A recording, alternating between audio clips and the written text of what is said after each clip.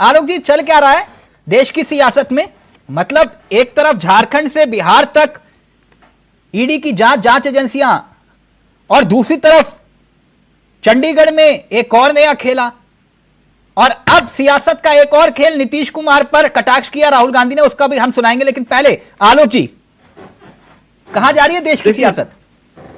देश की सियासत जो है वो 360 डिग्री में घूम रही है। जो चंडीगढ़ मेयर चुनाव हुआ, आम आदमी और कांग्रेस के पास में फुल मेजोरिटी थी। उनके पास 20 लोग थे, उनके पास 20 वोट थे। भाजपा के पास सिर्फ 16 थे। हाँ। फिर भी भाजपा जो अपना मेयर बना के ले गई।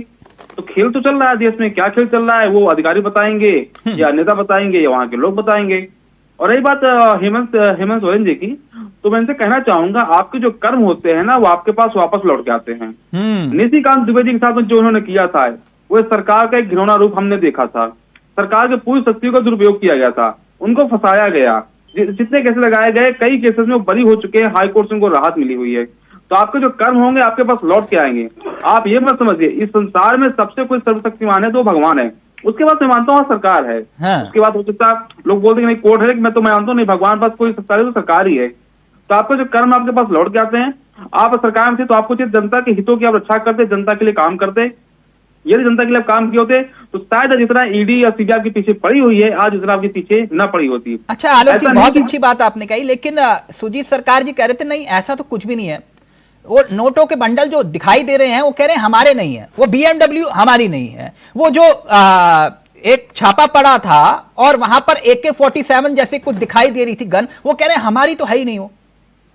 और जेल के अंदर से ईडी के खिलाफ साजिश रची जा रही थी, वो कह रहे हैं हमारे तो कुछ लेना देना नहीं।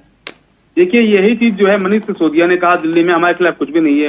मैं मानता हूँ ईडी के पास पावर है सम्मान भेजने की, लेकिन यदि ईडी किसी को गिरफ्तार करके अगर कोर्ट में पेश कर दिया है और कोर्ट से उस व्यक्ति को जमानत नहीं मिल रही है, इसका मतलब है कहीं न कहीं कौदार में कुछ न कुछ काला है। प्रथम दृष्टया कुछ न कुछ सबूत कोर्ट को मिले हैं, उसके आधार पर जमानत कैंसिल होती है। तो अगर ईडी उनको बुला रहा है 10-8 बार बुलाया तब तो नहीं गया, 9वीं बार जवाब दिया। क्या होने वाला है झारखंड में? झारखंड में सत्ता मुझे लगता है कि जो लालू राबड़ी जी का हुआ था बिहार में, मुझे लगता है कि वही जो है झारखंड में होने वाला है।